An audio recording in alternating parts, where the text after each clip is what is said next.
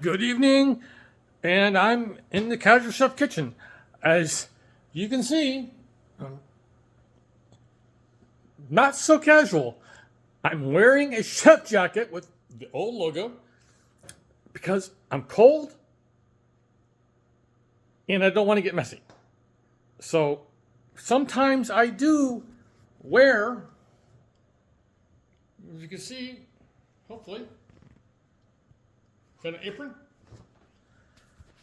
Sometimes I do wear, especially in the winter months or the fall into winter months, I do wear the uniform.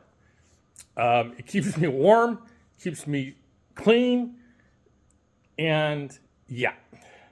So this is technically not casual, but actually I'm very comfortable in what I'm wearing right now. Chef jackets are just part of the job. So this is casual. This is casual for me. I mean, you know me. I normally wear t-shirts or polo shirts, something like to that effect. But in these colder days, I have started to put on the more comfortable chef coats.